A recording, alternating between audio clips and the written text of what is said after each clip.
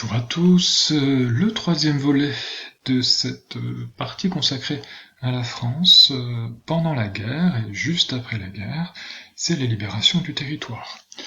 Les résistants participent à cette libération du territoire, ils provoquent des sabotages un peu partout, ils se révoltent, ils agissent depuis les maquis, des lieux où ils sont installés, où sont installés notamment beaucoup de Français qui ont refusé de faire le STO, le service du travail obligatoire. À partir de l'âge de 21 ans, ils ont préféré passer dans la clandestinité et rejoindre la résistance plutôt que d'aller travailler en Allemagne. Ils font des sabotages, ils sont maquisards, ils informent aussi les Alliés, et ils vont faciliter l'opération de débarquement ici en Normandie. Ils vont participer à la libération du territoire, et très vite, Charles de Gaulle, le chef de cette résistance, demande à débarquer en Normandie. Il le fait dès qu'il peut. Quand il arrive en Normandie, la première chose qu'il fait, bien sûr, c'est de remplacer les préfets, les maires, de mettre en place des hommes qui ne sont pas suspects d'être collaborateurs. Il veut ainsi montrer aux États-Unis et au Royaume-Uni, il veut montrer aux Nations Unies qu'il est la France, qu'il n'y a qu'une France, que c'est une France qui combat avec eux, que ce n'est pas l'autre France, la France de Pétain, celle qui est en train d'être battue avec les Allemands. Donc, dès que Paris est libéré, il se rend à Paris et il marche le long des Champs-Élysées. Vous reconnaissez ici un bâtiment dont nous avons déjà parlé, qui très important à l'issue de la Première Guerre mondiale. On le reconnaît ici, le général de Gaulle, il est entouré ici du chef de la résistance intérieure de l'époque. Là, on voit l'immense foule qui les accueille. Parmi cette immense foule, il y a beaucoup de Parisiens qui sont soulagés de la fin de cette période d'occupation, d'autres qui sont profondément résistants et qui sont heureux de cette libération, et puis d'autres qui ont parfois collaboré, mais qui se montrent avec les autres pour faire oublier leur complicité. Ici, on voit le général de Gaulle, encore, qui est accompagné d'autres généraux, là, voilà, bon. Là, c'est le maréchal, peu importe, c'est le général Leclerc. Petit rappel sur cette photo quand même, l'essentiel de ceux qui ont libéré la France ne sont quand même pas les forces françaises libres, elles n'étaient pas assez nombreuses, ou les résistants de l'intérieur, ils n'étaient pas assez nombreux non plus. Ce sont nos alliés, et principalement ici on voit une Jeep, les Américains, qui s'y libèrent le territoire, et les Français qui les accueillent. Voilà. La libération, c'est aussi l'époque de l'épuration. Il s'agit c'est comme ça qu'on l'appelle, il s'agit d'arrêter ceux qui ont collaboré avec l'Allemagne, de les condamner si c'est nécessaire, si les preuves sont là.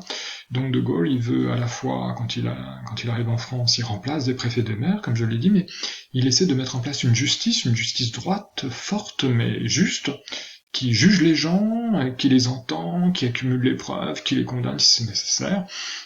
Donc lorsque c'est possible, le maréchal Pétain est arrêté, parce qu'il s'est enfui d'abord en Allemagne, ensuite il est revenu. Il est arrêté, on le voit ici, le maréchal Pétain, on voit bien qu'il est dans un tribunal, vous voyez, on voit des hommes avec des robes, etc.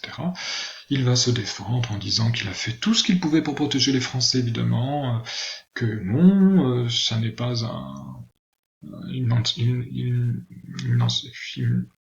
a dû,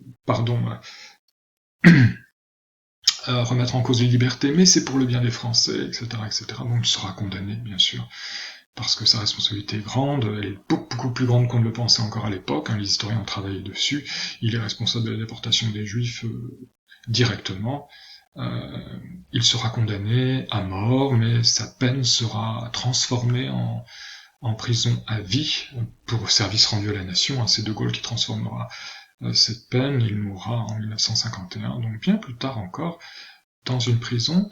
L'épuration, c'est aussi une épuration sauvage, c'est-à-dire que là on voit, ce sont des femmes qui sont suspectées d'avoir collaboré, peut-être en ayant eu des liens avec des Allemands, et on voit là ici des résistants de l'intérieur qui sont habillés en uniforme.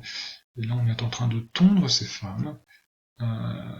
Pour les hommes, parfois ils pouvaient être battus, frappés, parfois pendus aussi. Cette épuration qu'on appelle sauvage, De Gaulle y est parfaitement opposé. La plupart des gens qui sont sensibles à la liberté, au droit aussi, mais les foules sont parfois violentes, elles sont frustrées par ce qui s'est passé parfois pendant 4 ans. L'une des images les plus célèbres de l'épuration dite sauvage, c'est celle-ci, prise par un grand photographe américain. Nous sommes à Nantes.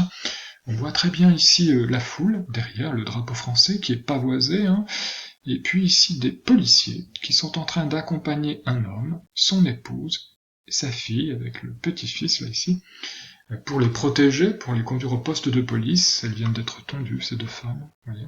Bon, nous sommes à Nantes, et alors cette image elle est terrible. On se dit mais c'est affreux pour ces gens, c'est vrai, c'est affreux d'être traité ainsi par la foule.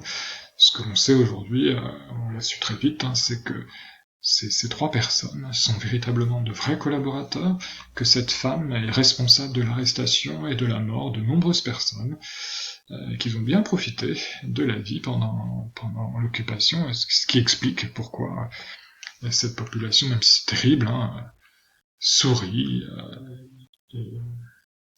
de ce qui est quand même un drame. Voilà.